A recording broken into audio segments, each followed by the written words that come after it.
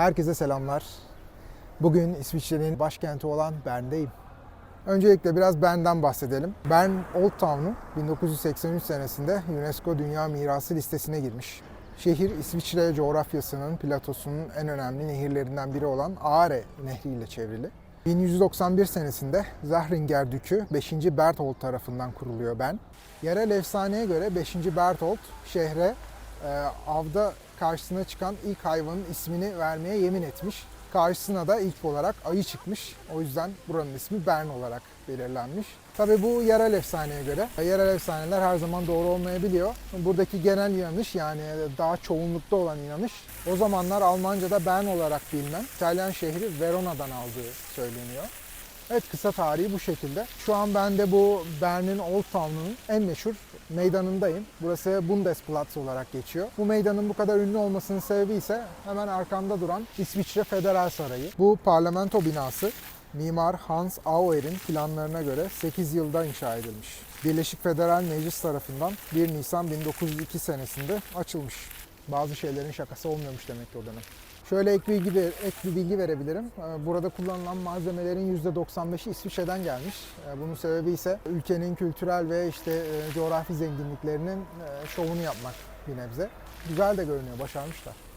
Şimdi Bundesplatz meydanından Federal Sarayı'nın olduğu yerden ayrılıyorum. Hemen yakında Bern'in simgesel noktalarının başında gelen Sitzglocke, nasıl diyelim, şehrin saat kulesi diyebiliriz buna. Oraya geçeceğim ve sırayla hedeflerimi, önceden belirlediğim yerleri tek tek gerçekleştirmeye başlayacağım. Burası turistlerin de odak noktası. Arkamda bir Çinli bir grup var ve yolda bunlardan çok daha fazlasına rastladım.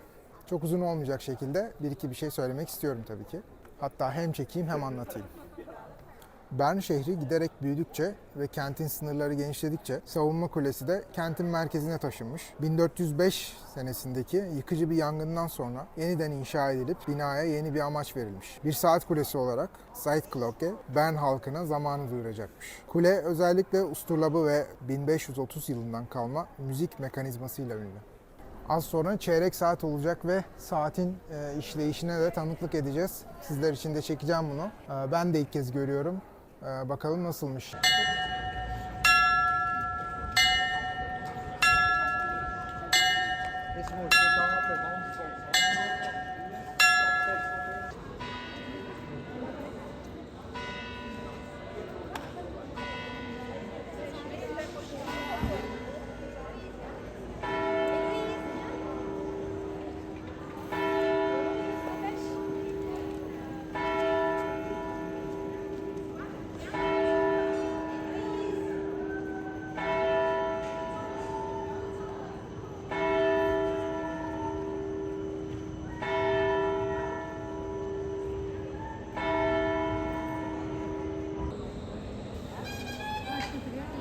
Evet, bu gösteriyi de bitirdiğimize göre şimdi plandaki bir sonraki noktaya gideceğim. Buraya yakın olan 2 tane önemli çeşme var.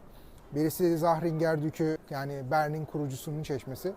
Diğeri de Çocuk Yiyici Çeşmesi, Child Eater Fountain olarak geçiyor. Daha önce görmüştüm ama hikayesini araştırmamıştım. Şimdi oralara gideceğim, çekim yapacağım ve sizlere de oraların hikayesini anlatacağım. Hadi bakalım, yola çıkalım.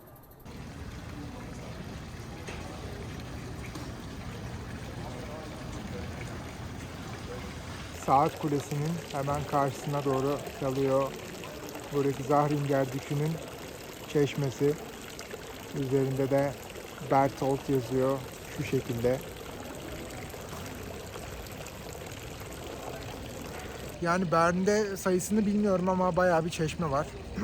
Çeşmeleriyle ünlü bir yer Bern. Çarpılmayalım da. Bu çeşmenin yapılış tarihi 1535 bu arada. Bu kısımda da Bern'i kurduğu tarih 1191 senesi görünmekte. Şimdi çocuk yiyici olana gideceğim. Onu merak ediyorum gerçekten de. Bir yakından bakalım. Evet, Çocuk Yiyici Çeşmesi'nin önündeyim. İsminin neden Çocuk Yiyici Çeşmesi olduğu bence belli. Tabii anlatıda böyle değil. Buranın neden yapıldığına dair bir hikayesi var tabii tarihte. Şimdi ondan bahsedeceğim biraz. Rudolf adında bir çocuk 1294 yılında Bern'de öldürüldüğünde Yahudiler tarafından ritüel bir cinayetle çarmıha gerildiğine dair bir söylenti ortaya çıkmış. Ritüel cinayet efsanesine göre Bernli çocuk yiyici çeşmesi bunu hatırlatması için inşa edilmiş.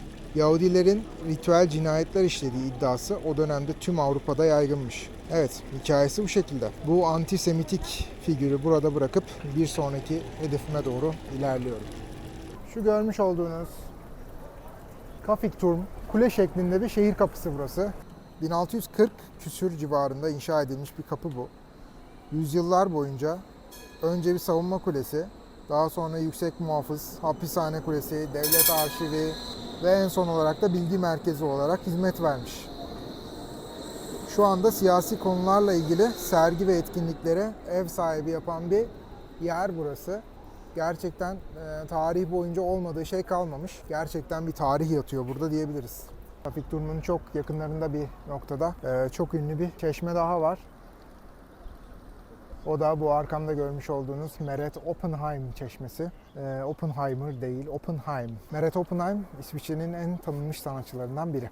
Şimdi bu çeşmenin tarihine bir göz atalım bakalım. Hem çekeyim hem anlatayım sizlere. Meret Oppenheim'ın yaptığı bu spiral ya da spiral sütun beton ve alüminyumdan yapılmış. Spiral şeklinde bir sütun esasen. Ancak bu parçayı bu kadar sıra dışı kılan şey bir zamanlar sade, brutalist tarzdaki bu eserin yıllar içerisinde şekil ve doku bakımından büyük ölçüde değişmiş olması. Su ve mineraller, nesnenin üzerinde kireç taşı, bitki türleri, yosunlar ve liken yaratmış. 2013 yılında köklü bir tadilat geçirmiş. Nesnenin dengesini korumak için yaklaşık 880 kiloluk bir malzeme buradan çıkarılmış. Bu işlem Oppenheim'ın 100. doğum gününde yapılmış. Ve o zamandan bu yana yumrulu, organik şekil yeniden büyümüş. Bu arada bu çeşmeyle alakalı Bern halkının düşünceleri hemfikir değil. Kimileri bunu işte paslı, kirli bir beton yığını olarak bulurken, kimileri de tarihsel önemine binaen burada kalmasını ve işte bakımının sürdürülmesini falan istiyorlar. Biyologlar bu biyotopun varlığından çok memnunlar çünkü sürekli inceleme fırsatı buluyorlar. Diğerleri ise pek memnun değiller açıkçası. Yakından görünce ben de anladım neden insanların şikayetçi olduğunu. Gerçekten böyle ıslak büyük bir odun parçası gibi böyle burada duruyor. Böyle bir yani söylemeye dilim varmıyor ama burada böyle bir kabız kakası gibi böyle duruyor şehrin ortasında. İnsanların neden şikayetçi olduğunu anlayabiliyorum. Burası da böyle bir yermiş. Tarihi bir önemi var diyelim. Ve de ellerine sağlık diyoruz Oppenheimer'ın.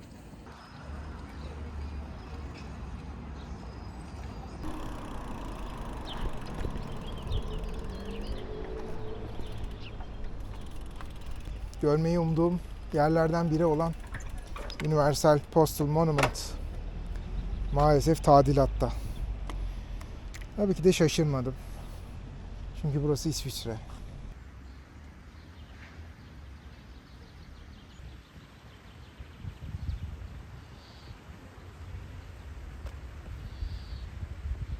Evet, daha yakından çekmek ve sizlere anlatmak isterdim. Kendim de görmek istiyordum açıkçası. Ama gördüğünüz üzere bu şekilde böyle komple çevirmişler ve bir bakım zamanından geçiyor burası. Olacağı varmış. Başka zaman gelirim artık. Ufak bir şehir turundan sonra Bern Katedrali'ne geldim. Şimdi içeri girip bir bakacağım nasıl diye. Çok farklı bir şey görmeyi ummuyorum diğer katedrallere göre. Bakalım nasıl olacak. Ufak tefek bilgiler var. Mesela şu arkamda görmüş olduğunuz kapı girişinde şimdi yakından çekeceğim. Gerçek altınlar kullanılmış mesela dış tarafta. Tellerle korunuyor çalınmasın diye.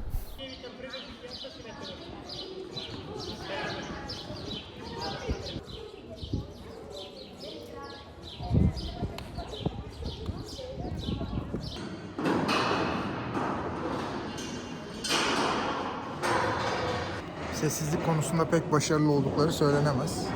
Malum.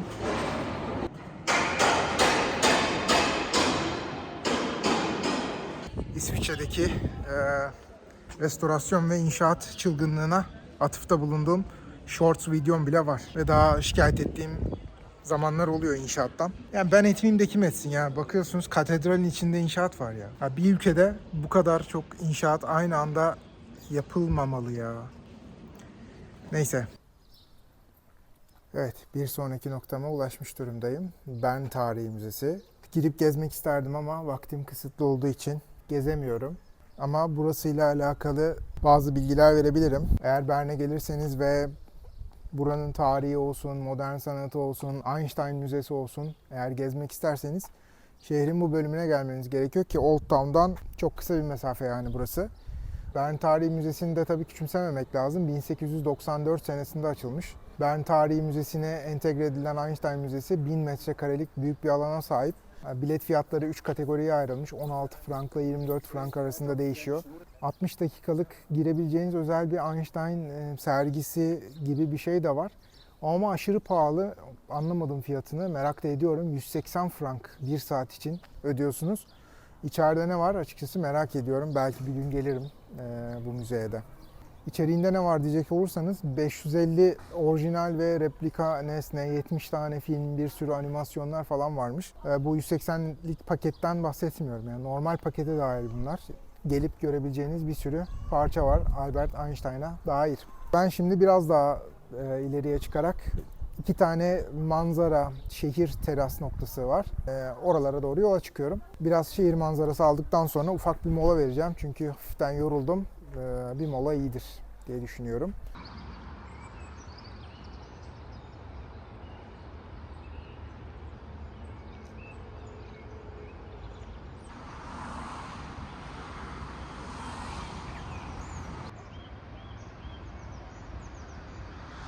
Evet, mola vereceğim yere gelmiş durumdayım. 2 manzara noktasından şehre baktıktan sonra buraya ulaştım. Burası Altes Tram Depot. Adından da anlaşılacağı üzere burası eskiden bir tram, yani tramvayların bulunduğu bir depo, otogarımsı bir yer. İçerideki tüm biralar hiçbir katkı maddesi kullanılmadan içerideki kazanlarda üretiliyor. İçeride 310 bin litre bira üretecek kadar kazan bulunmaktaymış. Yerel bira sommeliерleri her sene burada filtrelenmemiş, kendinden doğalından bulanık, koyu bira, buğday birası falan gibi 30 tane bira seçkisi üretiyorlarmış burada insanlar tüketsin diye. Bir başka özellik de örneğin parti vereceksiniz. Parti için buradan yaklaşık 50 litreye yakın fıçı bira alabiliyorsunuz gelip. Böyle hizmetleri de var. Evet, Tram Depot'un bahçesinde yerimi aldım. Şimdi buraya bira içmeye geldiğim için beşli bir örnek bira var. Şu şekilde Sampler 1 ve Sampler 2 yapmışlar ama Sampler 2 bana çok gelecek. O yüzden 10'ar CL'den 50 CL'lik bir şöyle bira tadımım var. Evet, denemeye başlayalım bakalım.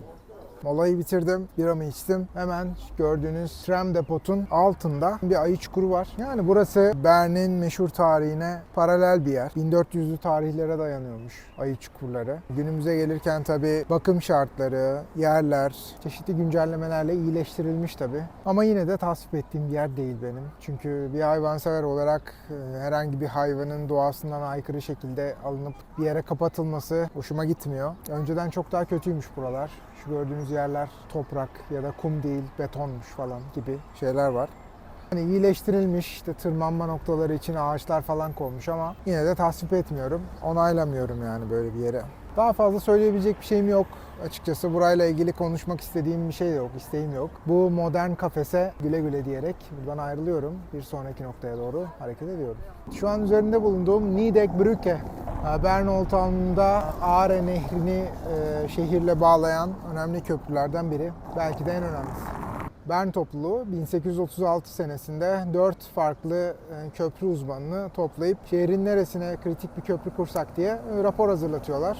Bu rapora göre mimar Joseph Ferry de bir köprü tasarlıyor. Yüksek bir köprü tasarlıyor çünkü o dönemlerde ticari trafik burada fazla nehirden ötürü. Nihayetinde 23 Kasım 1844 senesinde bu köprüyü kullanıma açmışlar. Şimdi sıradaki yer yine Bern için ünlü olan bir yer. Yukarılara doğru çıkacağım. Rose Garden'a doğru gidiyorum. Rose Garden'da acayip bir Bern manzarası var. İyice artık üstten bakıyoruz. Ben de bu gezinin en son adımında Gurtenkulm diye Bern'e bakan bir dağ var. Oraya gideceğim. Buradan daha yüksekte olduğunu ve daha iyi bir manzara sağlayabileceğini umuyorum. Daha önce gitmedim. Umarım boş bir yer çıkmaz.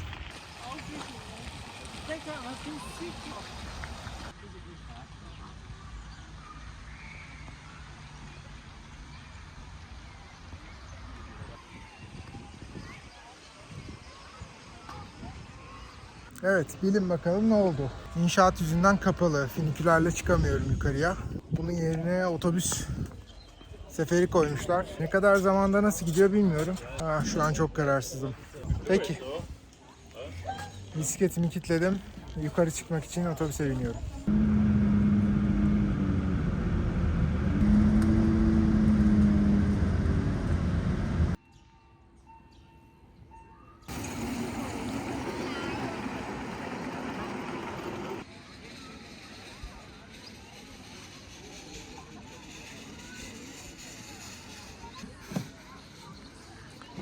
Tepede gerçekten de bir eğlence platformu yaratmışlar.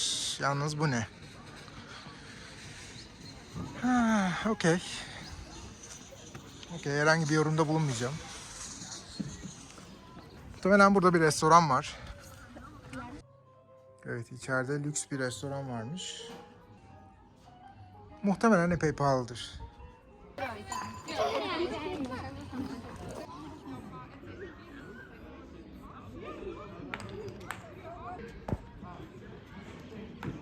Yani Gurtenkulm, eğer çocuğunuz varsa ya da güzel bir akşam yemeği yemeyi planlıyorsanız manzaraya karşı. Öyle çok ağam şahım bir manzara da yok bu arada, onu da söylemem lazım. Buraya gelinir. Bir de az önce gördüğünüz yani yetişkinlerin bir oyun parkı gibi bir yer var. Açık bir eğlence merkezi gibi yapmışlar burayı. Dediğim gibi bu şartları sağlıyorsanız o zaman gelinir. Yoksa gelinir mi? Bence gelinmez. Böyle bana boş bir yermiş gibi geldi açıkçası.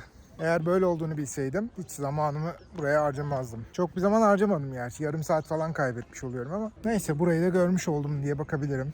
Şimdilik buradan bu kadar. Aşağı ineceğim az sonra. Biraz daha şehri turladıktan sonra hem gezime hem de videoya son noktayı koyacağım. Evet, Bern gezisinin sonuna geldim. Akşamı etmiş durumdayım. Sabahtan akşama kadar Bern'i gezdim, dolaştım.